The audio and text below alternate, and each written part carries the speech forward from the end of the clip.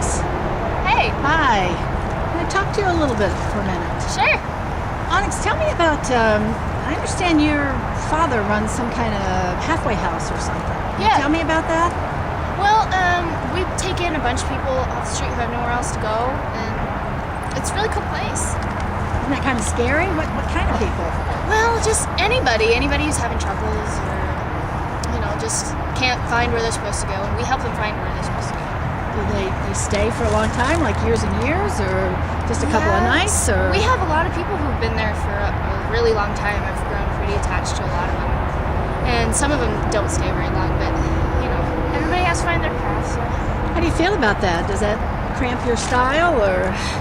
No, not really. I mean, I like to make new friends because I have a hard time making friends at school and stuff, but everybody feels like a family at our house, and it makes, every time our family gets bigger, I think my love grows more. Well, we've heard this place called a place for misfits. Mm-hmm. Can you help us understand what that is? Well, misfits are people who don't fit in with society, and they're outcasts, and they don't have a place. So we bring them to our house, and so that they can learn how to create their own life. If you associate with the misfit, does that make you a misfit? Sure. I mean, I would consider myself a misfit. Everybody's really a misfit if you want to think about it, because there's no definition for normal. So, yeah. So how are you, how do you get along with all of these people? Well, I think I get along pretty well with them. I mean, I don't know what they say behind my back, but I love all of them. I mean, I try and keep an open mind about everybody who comes in and expect the best out of everyone. Is it kind of weird sharing your dad with all these people? Well, I've never really had to think about it because he always puts me first, and he always finds room for one more person all the time. He's a really amazing guy. Can you tell me about Cassidy? Yeah, Cassidy she roomed in our house for a while, and she committed suicide. I didn't really get the full story, but I miss her a lot. Are you scared that sometimes some of the others will end up like that? Yeah, it scares me a lot because sometimes they get off track and life gets hard, and it's hard to restrain yourself from making rash decisions. Who do you trust? Onyx. I trust my dad, and I don't know, trust is a big word because it's really hard to let someone else in when you're having so many new people, and it's hard sometimes. I mean, I know for sure I trust my dad because he's always there for me.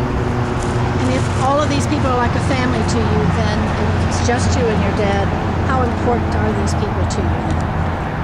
Well, they're really important to me because they all act as sisters and brothers, and sometimes mom and dad, or cousin, something. They're all part of a family, and we treat each other like a family. We're never mean to each other.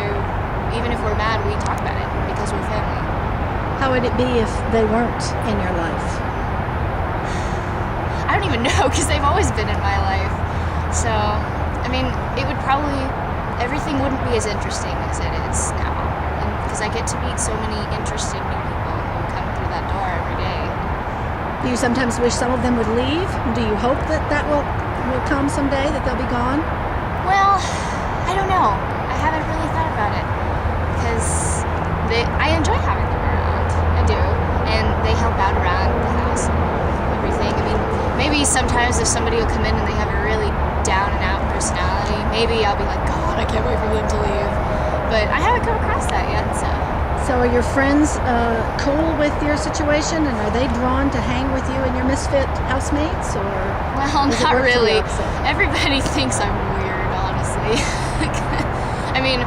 Because I'm focused on school and I'm focused on things that I want, and I don't really like being around people who are really my own age because they try to do stupid things, and I don't really roll like that. So If you could send a message to your friends who don't get what it is that you're doing, you and your dad are doing, what message would you give them? I would tell them that they have to appreciate family more.